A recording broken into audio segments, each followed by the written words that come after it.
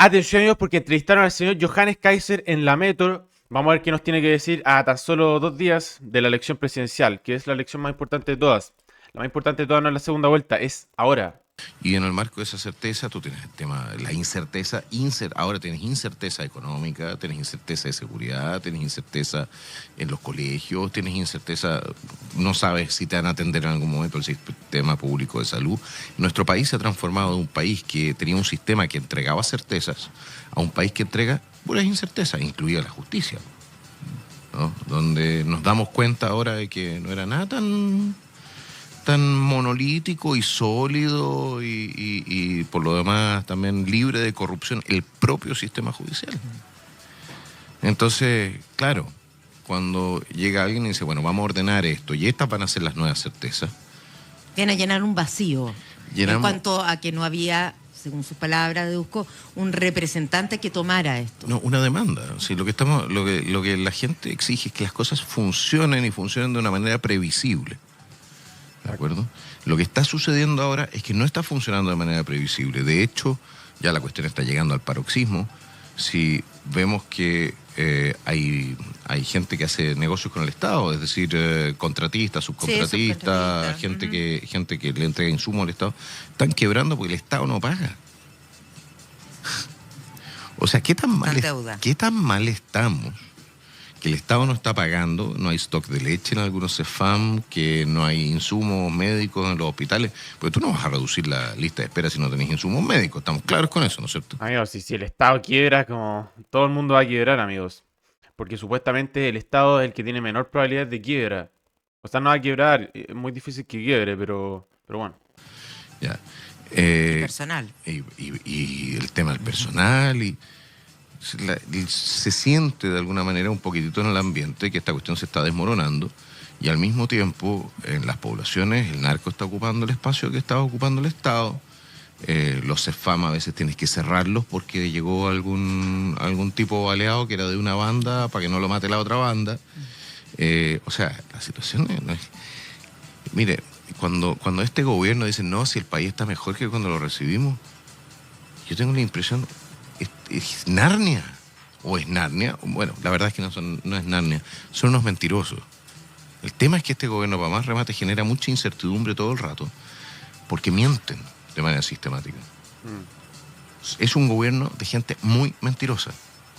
Y eso lo hemos notado, hemos tratado de alguna manera durante mucho tiempo de de creer nosotros mismos que eran equivocaciones, errores de cifras. La falta de experiencia. Claro. Pues la verdad es que son unos mentirosos, mucha mentira en este Ejecutivo. Y eso nos lleva también a la situación de... Para mí la mayor mentira es el hecho, bueno, que la izquierda no funcione y todas esas cosas, pero la mayor mentira es que la tasa de homicidio ha aumentado, no ha disminuido, como dice el señor Merluzo, el señor Boric. Presupuesto que tenemos ahora. Se ha ido no le podemos creer ni las cifras. A través de indicaciones que van enviando de todas partes, ¿no? De todos los sectores, especialmente la oposición. El problema es que están arando en el agua. ¿Por qué? Porque no sabemos cuánta plata hay, cuánta plata ingresó, cuál es la situación efectiva del Estado. ¿Te acuerdas de la película de La Caída? Cuando, sí, claro que sí. Cuando Hitler dice que venga el ejército, no sé qué, cuestiones que ya no existían. Ya nosotros estamos desplazando miles de millones de dólares que no sabemos si existen o que si van a existir, si las cifras de la DIPRE son correctas. O los últimos 2 presupuestos no han sido correctos. ¿Cómo cambiaría eso usted?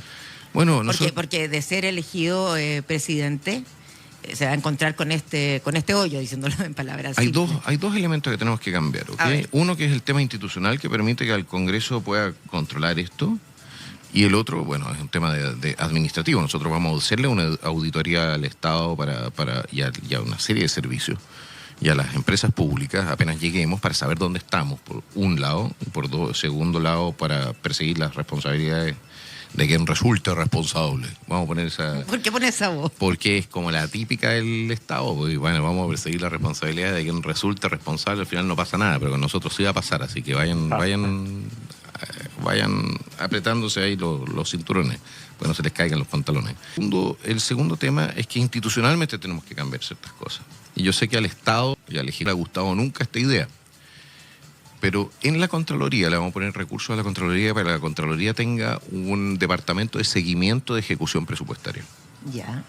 Y ese departamento le va a responder al Congreso, no al Ejecutivo. Para que los parlamentarios tengan entonces una base técnica para poder medir qué es lo que hizo el Ejecutivo en materia de ejecución presupuestaria. ¿Me explico lo que voy? Sí. Pues solamente así puede efectivamente... Le suma también un rol al Congreso Nacional.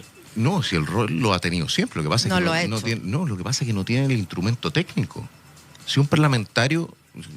La ley sabe lo que está sucediendo básicamente el diputado, o sea, los diputados básicamente. El presupuesto es una cuestión brutal, o sea, no es tan fácil de simplemente, primero porque los datos que nos entrega el Estado no son datos que sean fácilmente entendibles cuando los entrega, si es que los entrega.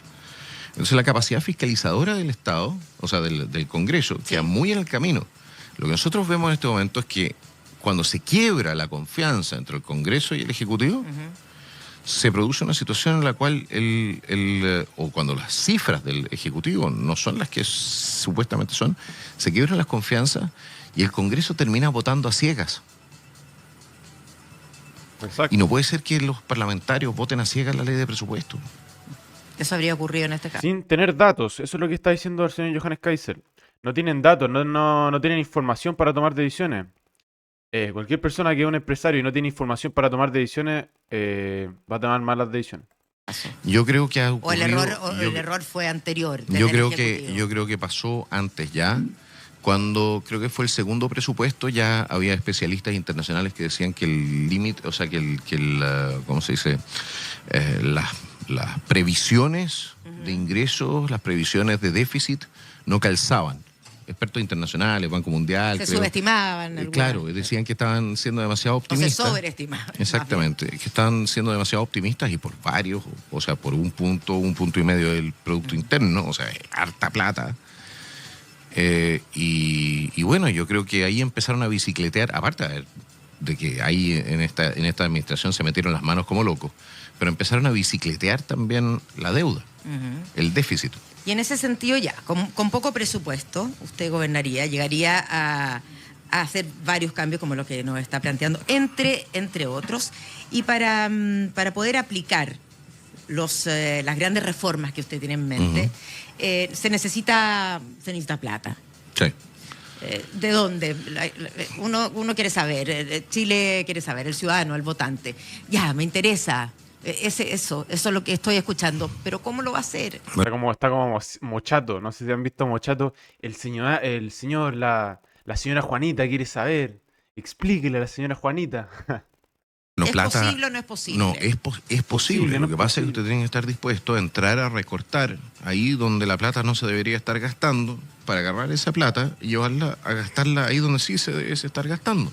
Tenemos un presupuesto en términos reales que es el más alto de la historia, igual que el año anterior y el año anterior a ese. Wow. Y tienes, según la propia dirección de presupuesto, que no es ninguna niña de mi agrado en este momento, pero tenemos programas de distinto tipo, mal evaluados por 20.000 millones de dólares. Aumentamos dentro de la administración total, no solamente el Estado central, pero la administración total aumentó en casi 500.000 funcionarios su planta en 12 años. Esos son 8.000 a 9.000 millones de dólares por lo bajo de... Hasta lo que yo sé no funciona mejor la cosa, funciona mucho peor. Esa gente se tiene que ir, lo siento, se deben ir, porque está funcionando mal la cosa. Imagínate fuera una empresa del Estado. Lo echaría, pero no echaría 500.000, le echaría como a 10 millones de empleados públicos. De gasto. Entonces, si tú vas viendo... vas sumando, tenés 20.000 programas mal evaluados, claro que es una suma un poco burda, ya, pero ponle que tienes unos 25.000 millones de dólares de plata entre programas y sueldos que no debes estar pagando, que están asociados a estos programas, y que tú pudieses transformar o redirigir a una reducción tributaria, una reducción de impuestos, hacer la reforma tributaria que queremos hacer una auditoría. A pagar, por ejemplo, la PGU, ya, para no obligar al empleado que está formal a pagar, entonces a entregarle un crédito al Estado, porque el Estado le pueda entregar entonces una pensión a a una persona que quizás en algún momento sí se hizo buenas lucas, pero nunca cotizó, ¿no? Son Ese es el sistemas... punto. Ese es uno de los grandes puntos de las pensiones. Vamos a pasar Claro. por eso, pero antes usted nombró el tema del empleo público, ¿no? Y usted propuso ahorrar 8.000 millones de dólares en empleo público. La verdad, una pena el tema de la PGU. Lo siento, porque están endeudando muchísimo al Estado. Porque antes existía la AFP, que era ahorro individual, que la gente ahorraba de manera responsable, porque eran obligatoriamente tenías que cotizar. Pero ahora no existe esa obligatoriedad. No sé si existe o no existe, pero en el fondo la gente sacó la plata de la AFP y ahora ya no hay ahorro individual. Ahora todos vivimos del Estado. O tú vives de tu ahorro individual o del Estado, pero vivir del Estado te hace un siervo, básicamente, te hace un esclavo del Estado. Lo siento, a la gente que me ve y está viviendo del Estado, no sé, es una situación muy compleja porque, no sé, para mí es un esclavo. Pueda llegar a ¿Qué se ahorrar puede? hasta ese monto. Ahora eso es entre las municipalidades. Ojo, que Es todo, es todo. de esto aquí las municipalidades se llevan una buena parte de lo que ha sido la inflación de funcionarios.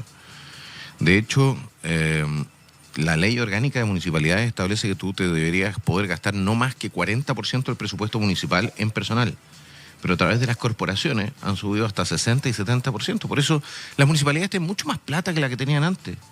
Pero el espacio público se ve peor. Ajá. No sé si te das cuenta. Bueno, corrupción, Y pero cargos de que que se están de están... más, según usted. Que también no es culpa necesariamente solamente de los alcaldes. Imagínate, voy a salir a defender a los alcaldes. El estatuto administrativo y las normas legales te hacen casi imposible despedir a alguien. Entonces, cada administración que entra, para poder hacer funcionar la municipalidad así como ellos quieren, tienen que contratar a nuevos. Esta cuestión es insostenible. Tú tienes que poder despedir o poder trabajar con la planta y poder sumariar y sacar a la gente en un periodo relativamente acotado. Ahora, también es cierto que hay muchos alcaldes, y esto se hizo porque nosotros sabemos con qué gitanos estamos sacándonos las cartas. O sea, llegan los alcaldes y ponen a todos sus amigotes y sacan a la gente que funciona bien también. Ese es un problema bastante insoluble, para serte honesto, pero le debiésemos poner de todas maneras, como mínimo, un límite o hacer cumplir el límite de 40% de Perfecto. gasto Claro, porque para personal. hoy día se estarían gastando 17.000 millones de dólares. Una cifra... Palas, No, pico, no. palas, pico y asadones. A ver, si en la administración pública el Con ingreso... plata nuestra, si no... Eso es lo más grave de todos, amigos, que dicen, no, es que, no sé, por ejemplo, la educación es gratuita, ¿gratis en qué, amigos? No hay nada gratis en la vida. Alguien lo debe pagar, nosotros lo pagamos.